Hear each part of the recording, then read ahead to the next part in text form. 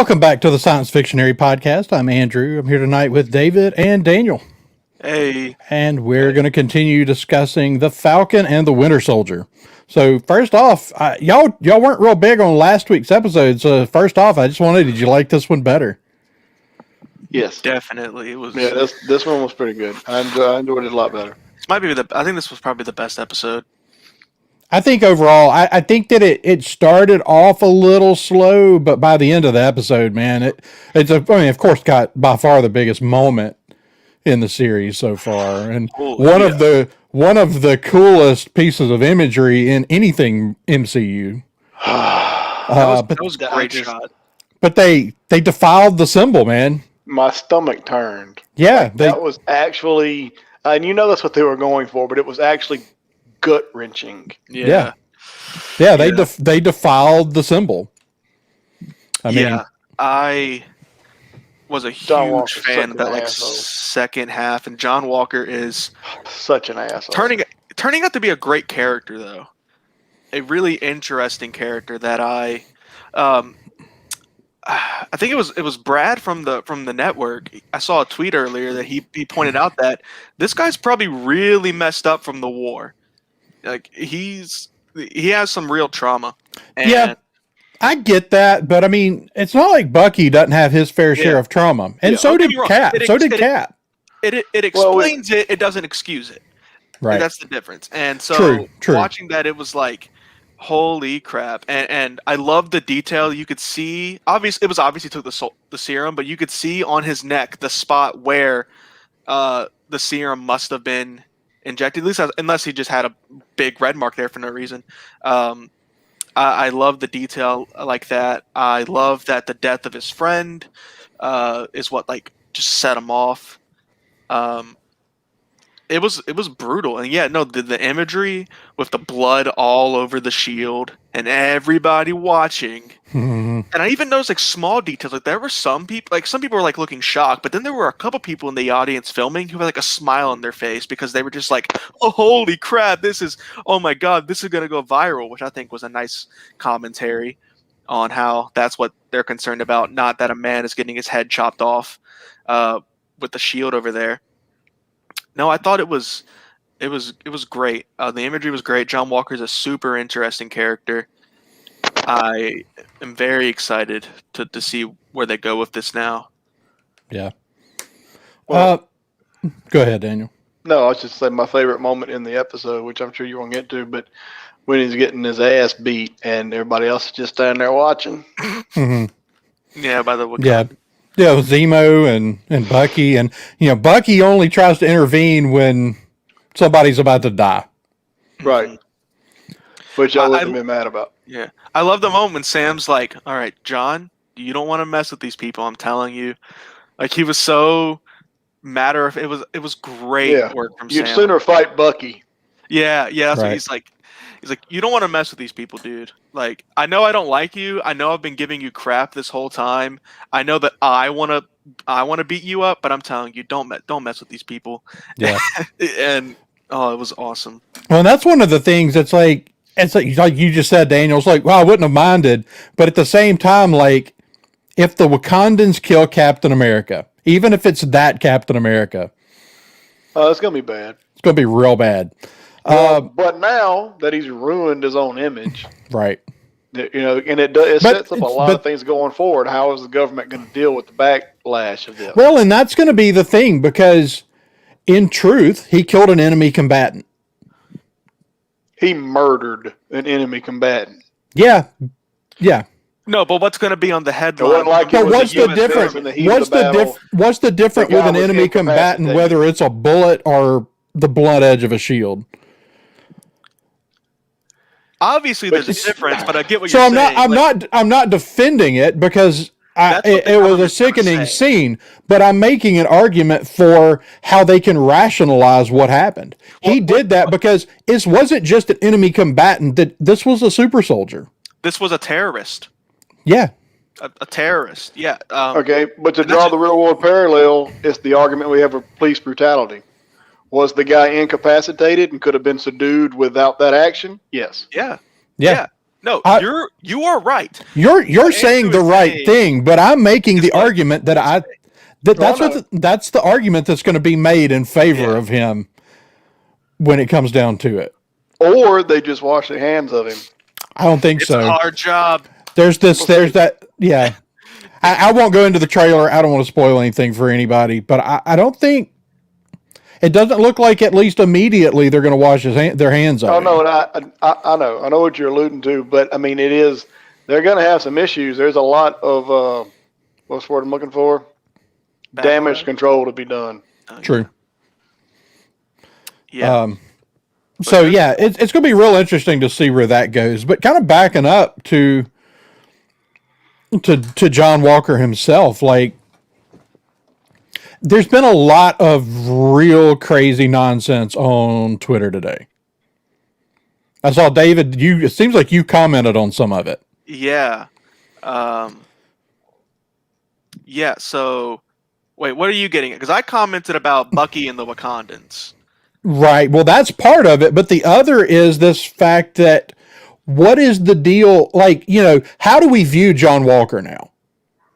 Like, is he straight up the villain? Should we still have some level, if he's really messed up from the war, should we still have some level of sympathy for this character? Should we still desire to see a redemption arc for the character? I don't remember if I tweeted. I think I typed the reply, and then I don't remember if I deleted it or tweeted it. But what I kind of commented on was that I don't think we should see a redemption. A redemption, at least he could come back for another thing and it'd be a redemption thing. But I hope that the show doesn't end it with he is the bad guy, he goes to prison. I hope it ends with maybe he gets some help. Or, I think it'd be kind of boring and wrong if it was just like, he's bad guy, he goes prison now. Right. We punched him in the face, it's over. Like, I think it can be more complicated than that. And that's kind of what I hope for. And, I don't view him as the bad. I don't view him as the villain of the show. I think there's a lot of great characters. I think just like Carly is a great character, he is also a great character. He's an asshole, but he's still a great character. Right. I think that at some point in time, John Walker was a decent man. At some point in time.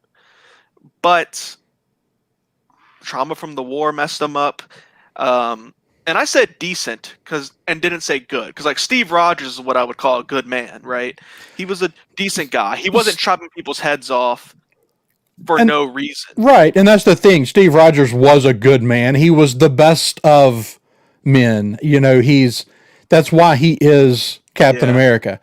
And one of the best lines in this episode is where they said the serum didn't corrupt Cap, and it was actually Zemo himself who said, or didn't corrupt Steve, and there's never been another Steve Rogers, has there? Right, even Zemo, Zemo respects Steve. Of course, that's one of those things, like, I still don't think Bucky gets his due for being the man that he is. Right. No, I've had those thoughts too. When you draw that same parallel about the serum amplifies who you already are, Bucky was brainwashed. Without the programming, Bucky is a good moral man. Right. Which is what he always was too. I mean, he was Steve's best friend. Right. Yeah. So he has those personality traits as well. Yeah, I'd like to think that if Bucky was given the serum, like let's go back to World War II and Bucky Barnes is chosen and given the serum. I like to think that it wouldn't have corrupted him either. I think he would have been a very different Captain America. I think he would have been more likely to be corrupted than Steve because there's nobody better than Steve. Right. But Bucky was a good guy. Like if Steve is your best friend, Steve. Yeah, I don't think Bucky's I don't think Bucky's ever wielding the hammer. He's not that pure, but he's still, as far as generally what we've seen of people who've taken the serum, he's generally one of the more moral, morally good characters we've seen that's had the serum. And, of course, the jury's still out on the Flag Smashers as a whole. Carly has been sort of crossing the line. Yeah, but it's a situation of of the ends not justifying the means. Yeah. Right. And Sam was that's what Sam was trying to tell her, and he was getting somewhere with that before Walker's. Yeah. Here's the thing about Walker. Kind of go back to your previous question about him being the villain. Where I think I could see us going with it, and the way I feel about it, is not so much being the villain and the traditional evil guy doing bad things. Taking on it's going to be a matter of he's gone off the deep end. His personality can't handle the changes that the serum makes to him, and he's no longer, or probably never was, worthy of that shield. Right. For sure. That's the issue. Right. That's going to be the conflict there with Walker. And he took the serum wanting to do the right thing and wanting to live up to that shield. Like he said in this episode, it was his first chance to really do something good. That even what he got awarded for in a war was a long way from the right thing. Yeah. You know, he wanted to be that good guy and to do good in the world and to live up to that, but he can't handle the pressure of it. He took the serum. His personality's not conducive to what that serum does to you. He's not worthy of it, and we got to do something about it. Well, and That's in a where lot he's of the villain. and in a lot of ways, he is the antithesis of Steve. He everything about him screams bully. Yes, Which was exactly what Tommy Lee Jones wanted. You know, it's what Dr. Erskine in the original movie wanted to make sure we didn't do. Let's not give it to the bully just because he's a good soldier. Well, guess what? They gave it to the bully just because he was a good soldier when they gave it to John Walker. Yeah.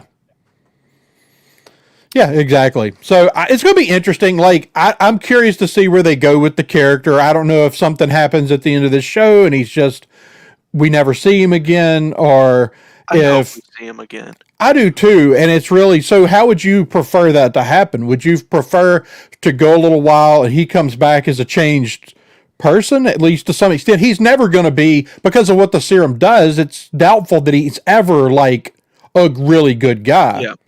I think he loses the shield. He loses the Captain America title. If we ever see him again, it'll be in a role like U.S. agent or something else we've seen him be in the comic books, where he's gone off on his own, trying to do his own thing on his own and handle it his way. Right. I could see him coming back again, and let's say running into Sam and Bucky, and he's like basically a vigilante. Vigilante. Trying not to sound all fancy. Like a vigilante, or he's maybe is still working for the government, but it's more like secret ops stuff on the down low, not a public figure anymore. And he runs into someone like Sam or Bucky, and they instantly don't trust him, as they shouldn't. And he's like, I'm just trying my best to redeem myself, sort of like Bucky. I could see that being a possibility, or I don't necessarily want them to go this route, because I just don't see. I just don't think that that's the most interesting way to do it. But I could see him being like a Crossbones type villain. How it's just like, I'm bad guy. I'm gonna show up again and just punch things because I'm bad. Like, that could be a thing that happens. Yeah. But I kind of hope not. But yeah, no. Wyatt Russell is doing an incredible job. Oh yeah. And no, he's a good actor. And I guess we can comment on, a lot of people are giving him crap, and it's like, dude, it's like the Rose thing from Star Wars again. Yeah. It's like, you don't have to like the character, but like this shit, I'm sure Wyatt Russell's a great guy. Like, separate the actor. Wyatt from Russell the didn't chop somebody's head off, okay? Like, yeah. Separate the actor from the character, please. Yeah. The fact that he's such a good actor and doing such a good job is the reason why it's the kid that played Joffrey in Game of Thrones. Everybody who worked on that show will tell you that is the sweetest kid in the whole world. Yeah. But if you watch that show, you hate his ever-loving little guts. Yeah. He did such a good job playing the character, and that's what we got here. He's giving you the character that they wanted. Yeah. So speaking of villains, I was saying earlier, I get where they're going for with Carly. I get why she's a great character. She is a great character, and I don't think she's a bad person. But I'm totally over her.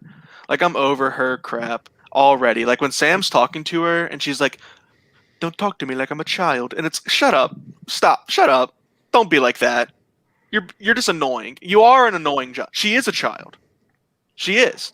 And and I'm over. I get now. This is great stuff. I'm not complaining about the show itself. I think the show is great. I think this is sort of on purpose. But just that whole conversation with Sam perfectly illustrated to me why she is wrong, and I'm over her completely. I'm not buying into her bullcrap of like. I see her point. I see exactly where she's coming from, but I feel just like. Okay, yeah, that's great and all. Yeah, I'm over you though. You're not the new Captain America. Okay, you're not a superhero, sweetheart. Calm down. You're not saving the world. Like she is up on a high horse, and I am ready for someone to kick her off of it because she is killing people that she is, and that's what Sam's saying. The ends are not justifying the means that she is going through, Right. and she thinks of herself as like this hero, and it's like, okay, but that's the down. point is that's the way a lot of people see her. I know. And the episode actually kind of made me like her better. Like I'm even more into her as a character now. I'm over as far as the storyline goes of where the Flag Smashers are going and if they're going to accomplish anything. The way this episode ended made me way more interested in where John Walker's story is going to wind up. Mm-hmm. But as far as Carly, the character, I like her better now. She is conflicted and she is trying to do the right thing, but she's not. I mean, she's obviously, and Sam was right. The whole conversation he was having with her was right, and everywhere he was leading her with that conversation was actually making her think about it, and she was coming around. And of course, we get John Walker being John Walker, right? So, but I like her better after this episode than I did before. I didn't feel like they ever gave us much on her as a character, and the Flag Smashers have almost just been incidental to the whole story so far. But this made them feel like they're more really part of the story. Yeah. So I did appreciate that. And let me clarify, I'm not saying that like all refugees should just die. Like she is correct in trying to help these people. These people do need help. They were and also this episode made me finally fully understand what's going on here. I don't think the show has done a great job writing wise of fully explaining everything and everyone's motivations and what everything is and what happened. Like it just hasn't been conveyed to me in a very good way, in my opinion. After this episode, all of the pieces are connected in my head of like who the players are, why they're doing what they're doing, what happened, what's going on. You had these people during the 5 years who were allowed to cross borders and allowed to seek refuge because they were welcome for anybody. But then they get their old citizens back, and then there's not enough resources to go around anymore, apparently. And it was great that you were here in the country, like there and that, but now we got the other ones back, so whatever. Like, it's making sense to me now. Now they're left without a country. They're left without a home. In a way, Thanos' plan kind of worked a little bit. Like that's true. During the blip, all these other people had a better life. And now they've lost it. So how do you deal with that? Just like during Endgame, we played part of the movie of Endgame, showing and trying to how did the people who are left deal with the loss that they have felt for the people they lost. Well, now that all those people are back, how do people who were here and had a better life during the blip, how do they deal with that? Yeah. Now I do think that I don't know. That's all really interesting. That's why I want to see something set during the blip, because right now, like, we know that for some people they definitely liked it better. A lot of people didn't. We know that too, that it was rough being around during the blip. We got that side of the story in WandaVision, and it's so for these people, especially in these countries where things probably weren't real good before, and then they were able to return to probably a more agrarian lifestyle with fewer people. Yeah, things were probably better, more comfortable, less oppression. Right. Yeah, that's true. But then you start thinking about it, and it's like, but in truth, they're anarchists. Yes, and you start thinking about it, and you're like, they don't want the world to go back to that exactly. They want everyone to be alive Mhm. and then still get to do that. Right. And I guess the extreme would be if this was a comic book. If this was like a comic book and not just like a TV show where they're going to keep this contained, I could see them doing a thing where they're like, now we need to get the Infinity Gauntlet and we need to make the snap go back to that could be the story. That's the extreme version of this storyline. Is like the Carly like trying to find the Infinity Gauntlet and make the snap go back to how it was. Like that's the extreme version of it. But the Flag Smashers, I finally fully understand what their exact goal is and why they're doing what they're doing. Yeah, really up same to with this. Sam, same with Bucky. Well, up to this episode, the only person, and he's really become one of my favorite MCU characters because of this show, is Zemo. Zemo told you right up front what his goal is. Yeah. And when he's standing there looking at the serum on the floor, he does exactly what he said he would do. Yeah. Yep.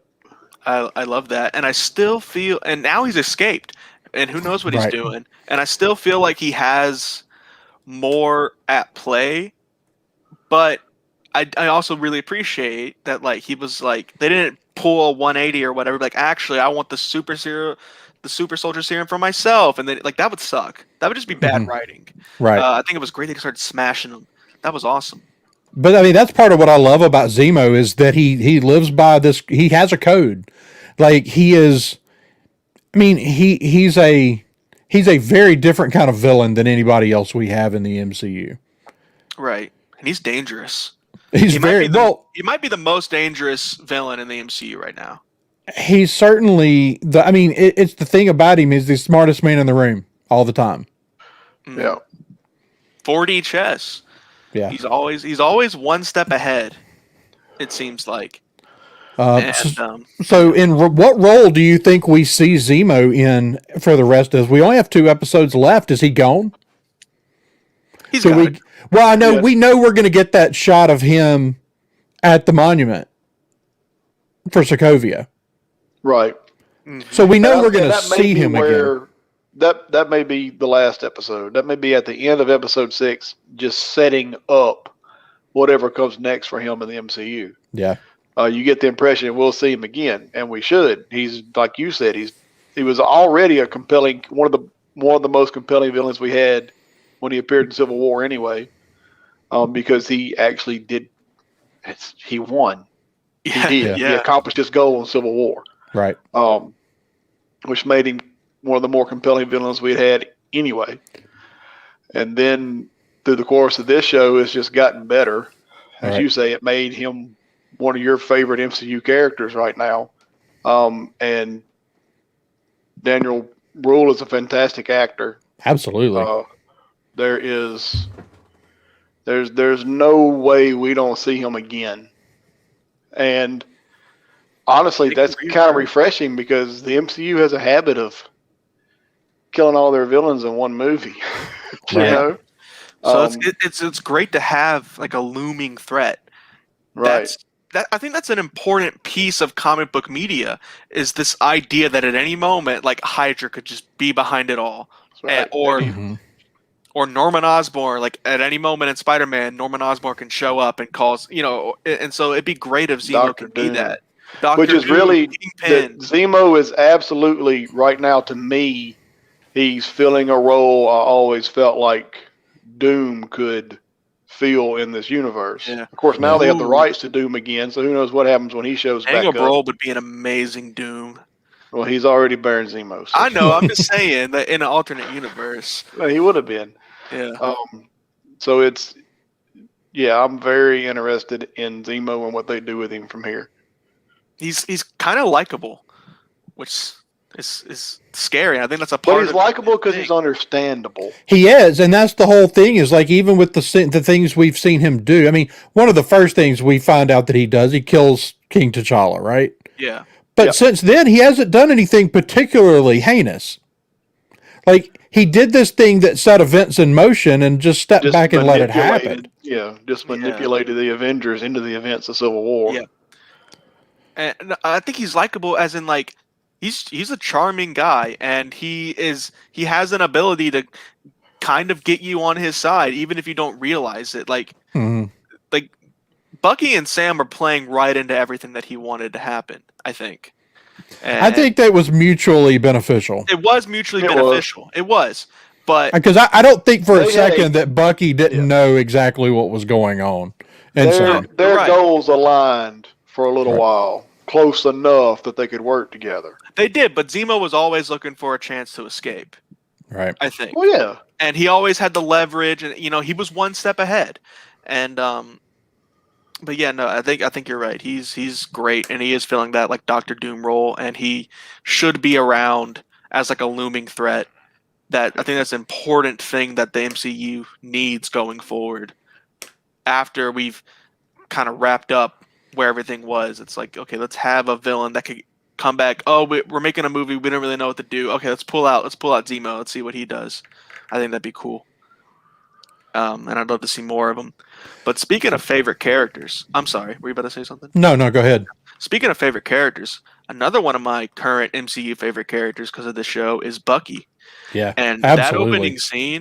that opening scene, dude, that hit me in the feels. yep. Like Loved it. he did a great the pure sobbing, like the tears of joy that he was like Yep. the relief, like it was. Yeah. That's it. And I love the moment when I realized what was going on because she's just saying words at first, and then I'm Right. like, huh? And then you start like, oh, she's saying the words from Those the are the book, trigger words. Yeah. right? And he's sitting there just. The whole thing is just, can he resist it? Will it? And he did. Right. And that's the thing. He's been a prisoner in his own head for a long time. Right. And so, yeah, you see that, that he did a great job. Sebastian Stan did a great job of portraying that moment of relief and, the weight off his shoulders. I don't And, know if we've ever seen a superhero cry like that in the MCU. I don't Yeah. think we've seen a superhero cry. Oh, But- Cap shed a single tear when Peggy died.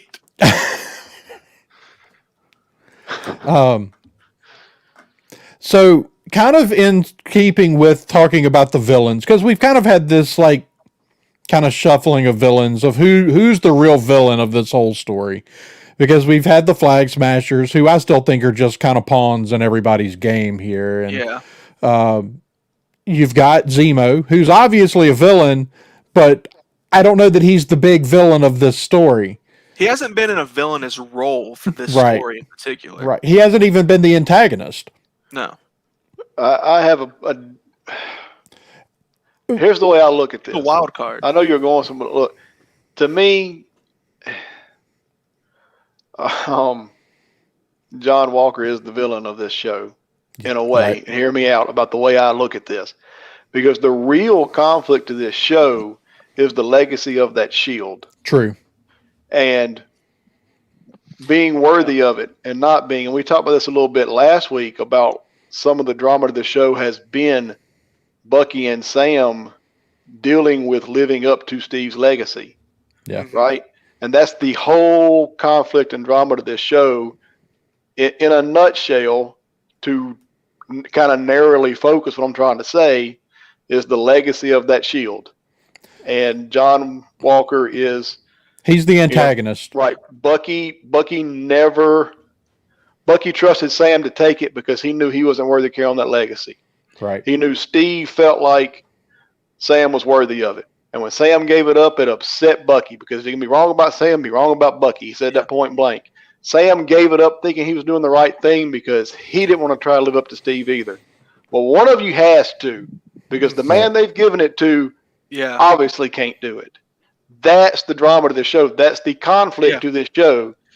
And that, to me, makes John Walker, in the broadest sense, the villain of this series. Yeah, Right. and then they tied the Flag Smashers and Carly into that like loop of conflict because at near the start of the show you had that dude talking to Carly and he was like, I never thought there could be another Captain America until I met you.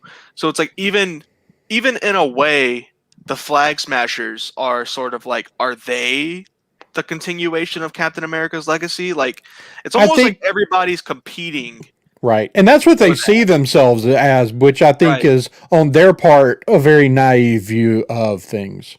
Yeah. Yeah. And I think that's intentional because you kind of talked about that earlier. I mean, it's just like, sometimes it's just like, you're just a kid. You don't know what you're talking about when it comes to Carly. And, it's because of that, I think there's some naivety from that group as to they think that they can step up and change the world and be that it's just that simple. And the naivety that their ends justify their means, that it's okay to do the things that they're doing. Right. Although we were never, at least the ones we've seen with her when she did those things weren't exactly thrilled that she did them. That's true. They were like, you just killed it. Like it's yeah. Yeah. You're right. So I'm not sure that we don't get a character out of that group that goes on to be a bigger player down the road. Because I'm not sure that all of them agree with her methods. And we still don't know what her character ends up being in the end. It may be that she helps Bucky and Sam put a stop to John. Yeah. There's still another player, the Power Broker. And that was where I was going with it. Because you're right, Daniel. As far as this story, what this story is about, John Walker is 100% the antagonist. But they're still teasing the Power Broker. Are we even going to see the Power Broker in this show? I think we already have, because I think it's Sharon. I'm still not buying that it's Sharon, but if it is, I would have a problem with it if it is. But she's either working for the Power Broker or she's working for Fury. She's working for someone, I think. Yeah. And for sure. So that's going to be interesting to see where that goes, because she's involved with something. But, she showed up again helping them in this episode. Right. I think she's working for the Power Broker because the Power Broker is still interested in finding those vials. And that's exactly what she was helping them do. Yes. Yeah, but I still stand by my statement from last week that's too big of a turn for that character. I don't want it to be that. I don't want it to be that either. I want her to still secretly be working for Fury. That's what I want. I agree. That's what I want. I agree.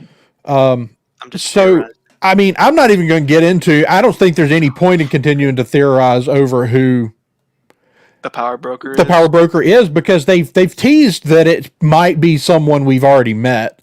It's Ralph Boner. It's Ralph Boner. It's Justin Hammer. That would actually be super. But I would actually love that. Something from that. Aren't we supposed to be getting a Phase 1 character we haven't seen in a while show up next episode? That's kind of. Well, there's been some tease that might be who the Power Broker is. Right. Yeah. They were saying that there's a big character that is still left to show up. Yeah. Yeah. So, as far as the theories I've seen, I think Zola still makes a lot of sense. Robot Zola. We saw the sketch in the movie. It's there. But I'm not sure that's... I kind of think that's where it's going. But there's a number of other characters that I would like to see it be. Or it could be a Phase 1 character that... Fury could show up. We don't know. That's true, and Samuel L. Jackson loves being Nick Fury. If he showed up on Agents of S.H.I.E.L.D., he'll show up on this. Right. He'll take the check. Right. So, I don't know who that's going to be. I actually wouldn't have a problem. I really like once I thought of it, I was like, that would actually be pretty cool if it was Hammer. Yeah. I would actually really like that. I do think that we're going to see him back, but I think it's going to be in Armor Wars. Yeah. They better. If they do Armor Wars without Hammer, then they made a mistake. Yeah. I agree. Any single time that a villain has technology and it isn't Hammer tech, they have missed an opportunity. Right. So, kind of the other big moment, unless y'all have any other thoughts about the Power Broker. No. Okay. So, I guess really the other big moment is the Dora Milaje showing up in force to take Zemo back. That was cool. They said 8 hours, and as soon as that 8 hours was up, that was it. There was no games, no BS. We touched on a little bit about it being my favorite moment in the episode because they were just letting John get his ass beat. Right. And I was loving They told it. him not to mess with him. Right. And that was great. So, but beyond that, once Bucky intervenes, what did y'all think about the way things went down after that? What, his arm falling off? Well, that for sure. I mean, the fact that they built a failsafe. Now, of course, they're fighting Bucky, and Bucky's not really fighting back. They're kind of like Bucky got in the way, and Right. Bucky is a super soldier. Bucky didn't really fight back. Yeah. Somebody gets really bloody if Bucky fights back there, but yeah, he has a vibranium arm. He can punch somebody's head off, probably. Yeah. But what does that do to Bucky? Knowing that these people who helped him left a failsafe that's in that arm. I don't necessarily know. Wait a minute. I don't necessarily know that it's a failsafe. Or she just knew how to disconnect it. She just knew how to take it off. She probably helped put the damn thing on. That's reasonable. Sam said, "Did you know they could do that?" And Bucky went, "No, I didn't." So yeah, it did kind of throw him for a loop. Like it messed him up there for a second. Yeah.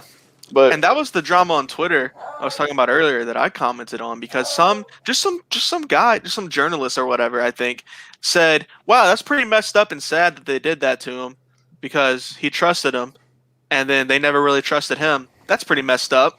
And then so many people were like, "Oh my God. I mean, how dare they put a failsafe in their own technology? Gosh, you know what? You're racist." It's whoa. He's just saying, like, that was a big deal on Twitter today. It was trending. Yeah. It was crazy.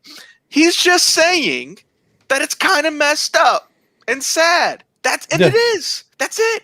It is kind of sad for Bucky that they took his arm off and they didn't trust him to have this arm, and then they put a failsafe in it in case he ever got in a fight with them. That kind of sucks. I just didn't think of it like that, though. I didn't think of it as a failsafe. I just thought it was, like I said, they built the darn thing. They just know how to take it off. If they never bring it up again, you're 100% right. But you're right. Everyone calm down. Just calm down. No, everybody freaked out about that. I have one response or a very short rebuttal to that nonsense that was going on today with what some of the people were saying about Bucky because of that scene, because he dared to stand up to them. The people that call people colonizers just proclaimed that our jurisdiction is wherever we are. Yeah. So we saw a little bit different side of Wakanda out of that. Yeah, when they said that, at first I was like, wow, that's cool. And then I was like... But also, though, as far as the Dormalaji go, now, I think it is in character. It is in character. There's always some arrogance to them. There is. Which they've earned a lot of, by the way. There's also, when I rewatched it, the second time I watched it, what I did realize is that she says that directly in response to John Walker being an asshole. Correct. Yeah. That's true. Like, they're not going to show up on American soil and just, I don't know, say we're in charge and do what they want with no respect to American laws or anything. But when it comes to Wakandan interest coming first, absolutely. No, but you're right. But I do get what you're saying, Andrew. When it was when they said that, I was like, that's awesome. And then I was like, it's a little. Oh man, that's a little scary, isn't it? That but I don't think they meant it like they're going to take over the world. I think that was provoked. I think that was I think ultimately that was a response to John Walker, but that's that's exactly the type of imperialism that the people that were throwing a fit about Bucky today hate. Yeah, that's true. So regardless of the fact that there is arrogance from the Dora Milaje, which I still love, I love those characters. I think it's super cool they showed up.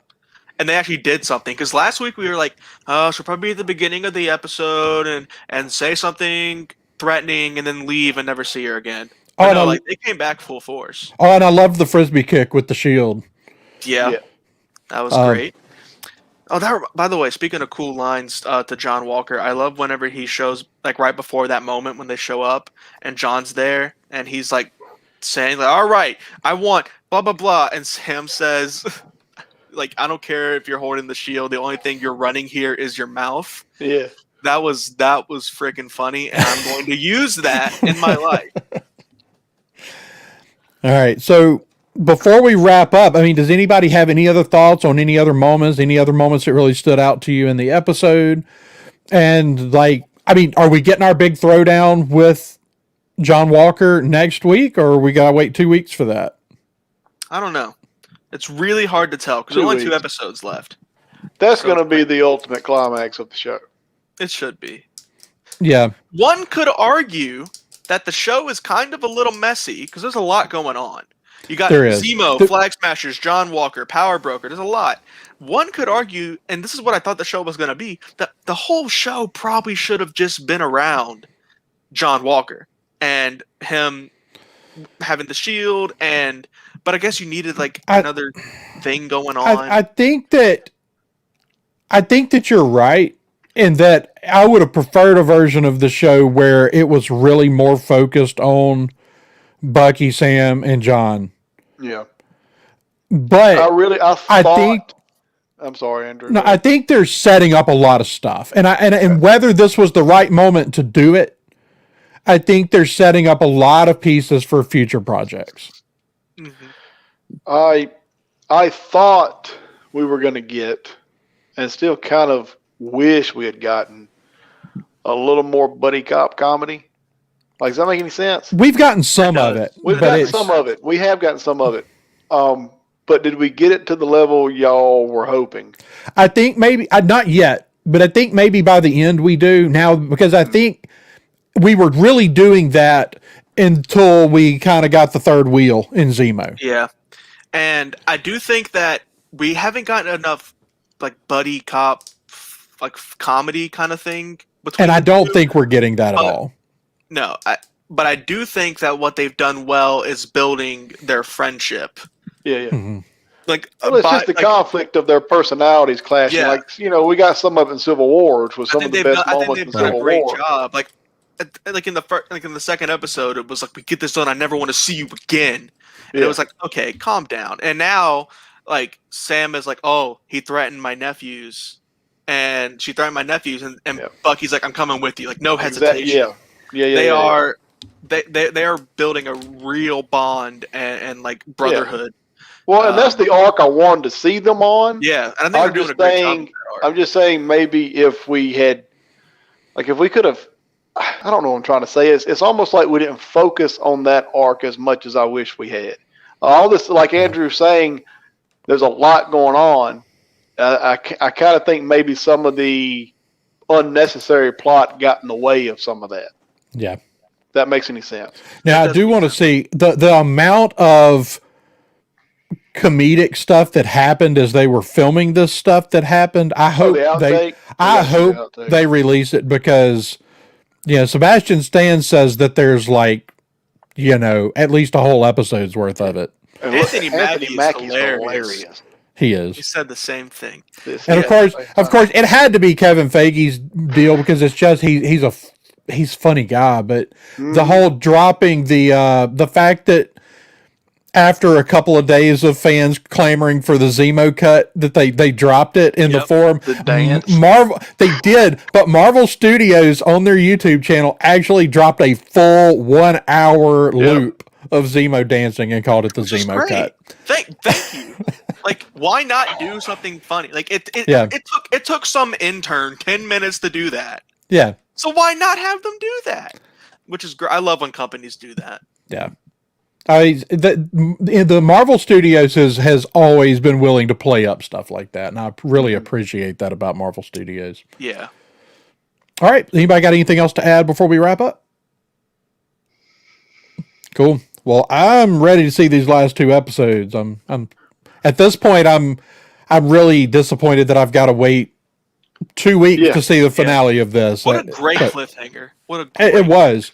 I mean, it's that was just a great moment, and I can't wait to see where they go with that and the fallout of all of this. But until next time, David, where can people find you?